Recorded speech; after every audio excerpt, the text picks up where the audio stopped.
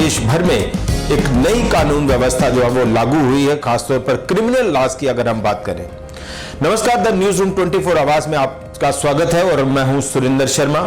Criminal laws बदल गए हैं, धाराएं बदल गई हैं। अपराध को रोकने के लिए आज से इन आपराधिक धाराओं के तहत जो है वो सख्त प्रावधान रखे गए हैं और कई ऐसे नए कानूनी प्रावधान जो है वो आज की देश की कानून व्यवस्था के तहत जो है वो लागू हो गए हैं। अब ये जो नए अपराध हैं वो क्या है और इन अपराधों के ऊपर जो नई धाराएं लागू हुई है वो क्या है। चूंकि नए अपराध इसलिए क्योंकि आज हम देख रहे हैं कि अपराध अलग अलग ढंग से किए जाते हैं। टेक्निक का इस्तेमाल हो रहा है, मीडिया का इस्तेमाल हो रहा है और कई ऐसी चीजें जो है वो कानूनी दावपेच में उलझ कर रह जाती है, दम तोड़ देती हैं और पीड़ित को न्याय नहीं मिल पाता है। इन तमाम चीजों को, इन तमाम बातों को ध्यान में रखते हुए आज से 3 नए क्रिमिनल लॉज जो हैं वो लागू हो गए हैं और इससे माना जा रहा है कि अपराध को रोकने में काफी हद तक मदद मिलेगी, अपराधियों में डर पैदा होगा और इस नई व्यवस्था के तहत देश को अपराध मुक्त की तरफ ले जाने के लिए बहुत हद तक कामयाबी मिलेगी। अब हम आपको थोड़ा तफसील से बताते हैं कि इन नए कानूनों के तहत, इन नए कानूनी प्रावधानों के तहत क्या कुछ सुविधा हो जाएगी आम लोगों को, समाज को, और अपराधियों को किस तरह से कठोरता से निपटा जाएगा और अपराध को रोकने में किस हद तक जो है वो मदद मिलेगी। अब इसमें नए जो कानूनी प्रावधान हैं वो चीजें जो नई लागू हुई हैं उसमें हम आपको बताएं कि 3 नए आपराधिक कानून जो है वो आज लागू कर दिए गए हैं और इन नए 3 कानूनी अपराधों के तहत द इंडियन जुडिशियल कोड ये बदल दिया गया है, the Indian civil defence code ये इसमें बदलाव हो गया है और Indian defence act evidence act माफ कीजिए ये भी आज से बदल गया है। यानी अब तक जो अपराध और अपराध की धाराएं हम देखते थे वो अपराध की धाराएं अब बदल गई हैं और आज से वो तमाम अपराध की धाराएं देश भर में लागू हो गई हैं। अब जैसे हम आपको बताएं कि जिसके तहत पहले देशद्रोह का जो मुकदमा था वो दर्ज होता था आईपीसी की धारा 124 के तहत, अब वो धारा 152 हो गई है। हत्या 302 के तहत मामला दर्ज किया जाता था आईपीसी के तहत, अब इसमें जो है वो नई धारा के तहत 101 के तहत मामला दर्ज होगा। दुष्कर्म, रेप केसेस जो है वो अब तक 376 के तहत दर्ज होते थे और अब इस पर नई धारा जो लगेगी धारा 63 और इस तरह की तमाम जो सेक्शंस हैं वो बदल गई हैं और इसमें अब ये भी कई सारी चीजें जो है वो नई लागू की गई जिसमें 0 FIR जो है वो एक नया प्रावधान क्रिमिनल लॉज में जोड़ा गया है। यौन उत्पीड़न के केसों में जो है वो बयान दर्ज होंगे और उसकी पूरी बाकायदा वीडियो कॉन्फ्रेंसिंग जो है वो करनी पड़ेगी। इसके साथ साथ ही सर्च और जब्ती के वक्त वीडियोग्राफी जो है वो करनी पड़ेगी। किसी भी तरह से पुलिस जो है वो अब तक सर्च के लिए जाती है या कोई चीज जो है वो उसको जब्त करने के लिए जाती है तो उसमें भी अब तक देखा जाता था कि कई हेर फेर होते थे। पुलिस कहीं से किसी चीज को जब्त करती है, पकड़ती है और लोकेशन को और बता दी जाती है तो पुलिस को भी अकाउंटेबल बनाने के लिए, पुलिस को भी जवाबदेह बनाने के लिए अब पुलिस को जहां भी पुलिस कार्रवाई करती है उसकी पूरी वीडियो कॉन्फ्रेंस और वीडियोग्राफी उसकी करनी पड़ेगी। इसके अलावा आरोपी का पूरा ट्रायल जो है वह वीडियो कॉन्फ्रेंस के जरिए होगा। क्वेश्चनिंग, क्रॉस क्वेश्चनिंग, केस दर्ज होने से लेकर जितनी भी उसकी पूरा ट्रायल चलता है वो पूरा का पूरा वीडियो कॉन्फ्रेंस के जरिए होगा। वीडियोग्राफी जो है वो उनकी होगी और हफ्ते भर में अदालत को इसके ऊपर ऑनलाइन फैसले भी सुनाने पड़ेंगे। हालांकि उसके लिए लोगों को अभी थोड़ा इंतजार करना पड़ेगा और जो जानकारी है वो ये कि 2027 तक पूरी कानून व्यवस्था को डिजिटलाइज करने के लिए जो है वो ये लक्ष्य रखा गया है कि डिजिटलाइज कर दिया जाए और उसके तहत डिजिटल फॉर्मेट में जैसा जैसा FIR का भी जो है वो कॉन्सेप्ट आया है, 0 FIR का कॉन्सेप्ट आया है तो इन तमाम चीजों के तहत जो है वो अब लोगों को सुविधा हो जाएगी और 0 FIR जो है वो जिस तरह से उसका हम थोड़ा सा अगर बताने की कोशिश करें तो ये है कि पहले जो पीड़ित था, मान लीजिए उसके खिलाफ क्राइम होता है और पुलिस जो है वो इसी दुविधा में रहती है या टाल मटोल में रहती है कि जहां अपराध हुआ है आपको वहीं पे FIR दर्ज करवानी पड़ेगी। यानी ये मेरे थाना क्षेत्र के अंतर्गत नहीं है या ये जो दूसरे किसी पुलिस थाने के अंतर्गत नहीं है, तो इसी टाल मटोल में जो है वो पीड़ित जगह जगह दरबदर होता था। लेकिन अब पुलिस को यह बाधित कर दिया गया है इन नए कानूनों के तहत कि कहीं भी जो पीड़ित है वो कहीं भी अपनी एफआईआर, अपनी शिकायत दर्ज करवा सकता है और उस एफआईआर को या उस पुलिस स्टेशन को कंसर्निंग पुलिस स्टेशन में एफआईआर जो है वो शिफ्ट करनी पड़ेगी और उसके तहत फिर जो है वो कार्रवाई शुरू होगी, पुलिस तफ्तीश जो है वो शुरू करेगी। अब पीड़ित को एक जगह से दूसरी जगह थाने में जाना, रिपोर्ट करानी, उसके लिए जो है वो उसको दरबदर नहीं होना पड़ेगा। तो पुलिस को ये जिम्मेदारी जो है वो दी गई है। इसके अलावा एफएसएल जो है वो उसमें अब मोबाइल एविडेंस भी बहुत हद तक मायने रखते हैं कि मोबाइल के जरिए ही, जैसा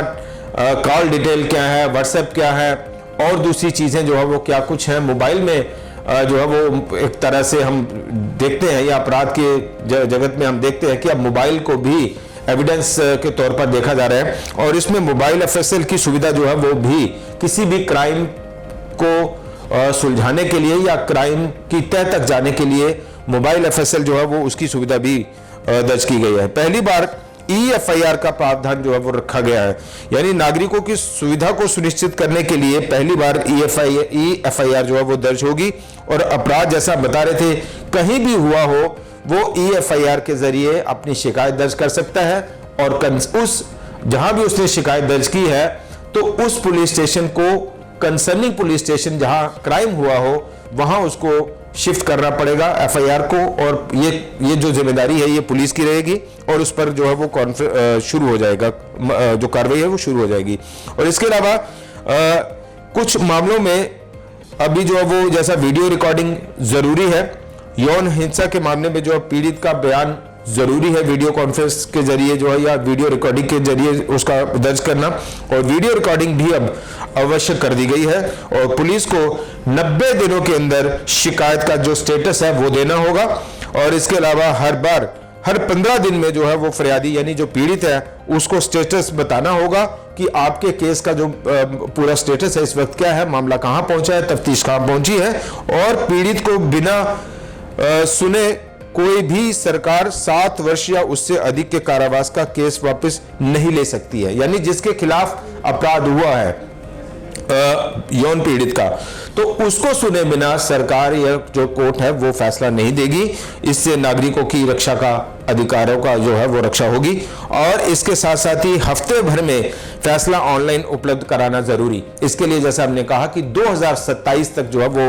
आपको इंतजार करना पड़ेगा। तमाम जो हमारी जो कानून लीगल प्रोसेस रहता है या जो लीगल एक तरह से चीजें रहती है, अदालतें रहती हैं, उसमें फुल्ली कंप्यूटराइज करने के लिए 2027 तक का लक्ष्य रखा गया है। उसके बाद पूरा जो केस है वो आप ऑनलाइन अपने केस का जो स्टेटस है वो देख सकते हैं,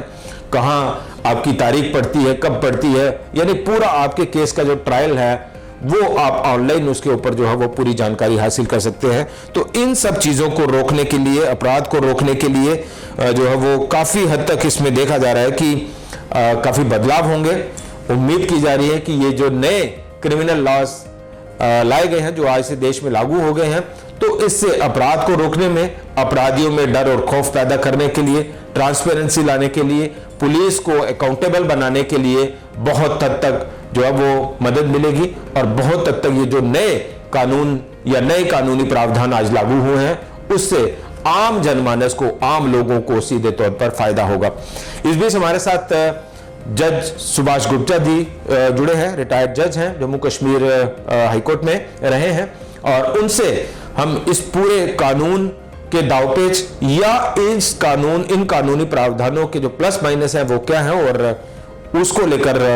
हम बात करते हैं। जज साहब बहुत बहुत स्वागत है आपका। जैसा ये जो नए नियम कानून लागू हुए हैं, आज से नए कानूनी प्रावधान लागू हुए हैं, क्या लगता है आपको कि इससे आम जनमानस को, लोगों को इसका क्या कानूनी फायदा होने वाला है और अपराध को रोकने के लिए, अपराधियों में इन कानूनों का डर पैदा करने के लिए किस हद तक मदद मिलेगी? कोड ऑफ क्रिमिनल प्रोसीजर, वो प्रोसीजर की बात करता। हमने अभी बात जो नया इंट्रोड्यूस किया है और इस पे मैंने काफी रिसर्च कर किया, इसको पढ़ा भी है और वाकई ही ये सुरक्षा की बात करता है और जो हमारा भारतीय न्याय संहिता 2023 वो न्याय की बात भी करता है। वो दोनों विक्टिम और जो हमारा एक्यूज्ड है, जो ऑफेंडर है, जिसने रॉन्ग डोर है उसको कह सकते हो आप, उसमें बैलेंस स्ट्रक किया पूरा। तो दूसरा साक्ष्य अधिनियम, वो जो पहले हमारा इंडियन एविडेंस एक्ट 1872 होता था, तो साक्ष्य अधिनियम में वह काफी चीजें पिछली ही हैं और थोड़ा सा उसमें डॉक्यूमेंट की डेफिनेशन में जो इलेक्ट्रॉनिक एविडेंस है उसको भी इंट्रोड्यूस किया गया। और लंबी बातें हैं, बाद में करूंगा, लेकिन अभी क्या है, कुछ स्पेसिफिक ऑफेंसेस इसमें इंट्रोड्यूस किए गए हैं इंडियन पिनल कोड में। मेन जो स्पेसिफिक नहीं थे, ऐसे थे वो मतलब सारे कवर कर जाते थे, लेकिन उसमें थोड़ी सी जो जजमेंट आई सुप्रीम कोर्ट की, जो हमने फील किया, तो उसमें स्पेसिफिक जैसे मॉब लिंचिंग का है, ऑर्गेनाइज्ड क्राइम में जो आपका जो टेररिस्ट एक्ट है, ये चीजें नई इंट्रोड्यूस हुआ और कम्युनिटी सर्विस एक पनिशमेंट इंट्रोड्यूस की गई है। तो दूसरा प्रोसीजर में जो हमारा भारतीय नागरिक सुरक्षा है, जो सेफ गार्ड्स प्रोवाइड किए गए हैं पुलिस के पास भी, और इसमें काफी एक्सप्लेनेशन और इसको काफी डिफाइंड किया गया है। जैसे आपकी जी बात है, अरेस्ट की बात है, रिमांड की बात है, एफआईआर की बात है, ये एफआईआर भी है आपके पास है यहाँ पे वो, और उसकी जो इररिस्पेक्टिव ऑफ एरिया, वो जीरो एफआईआर की भी बात, जो जीरो एफआईआर की बात होती है।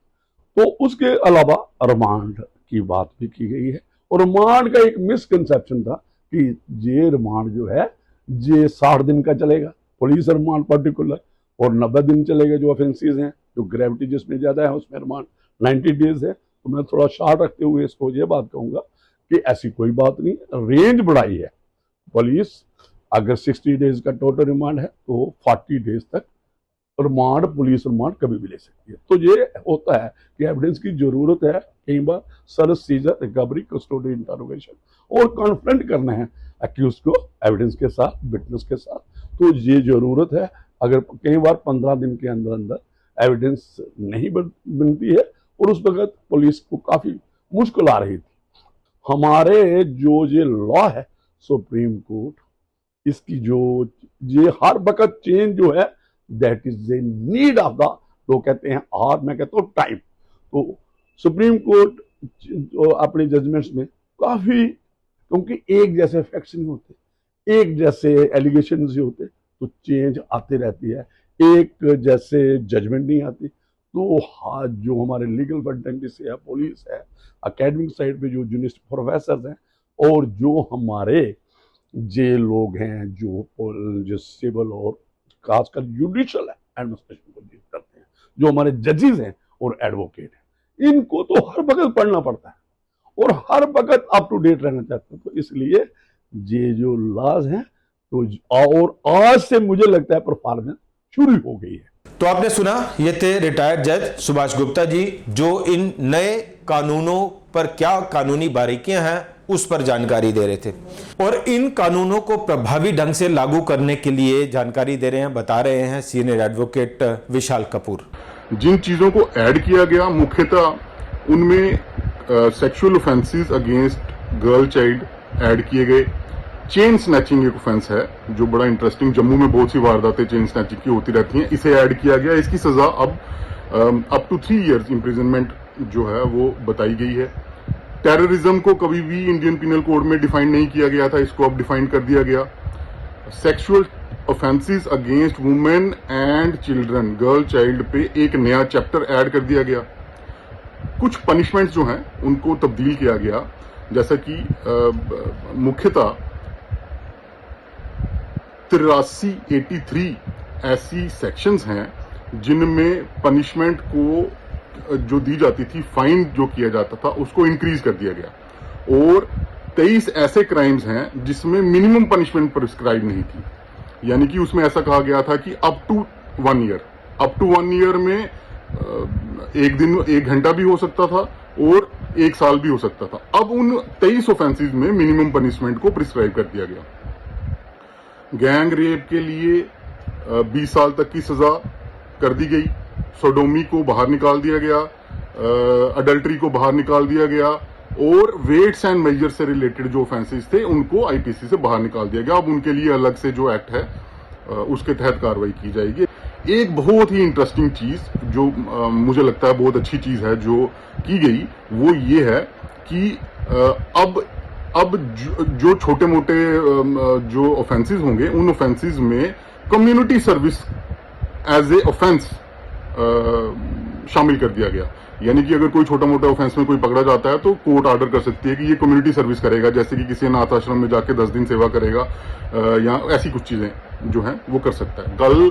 फर्स्ट FIR भारतीय न्याय संहिता 2023 के तहत दिल्ली में 12:40 पर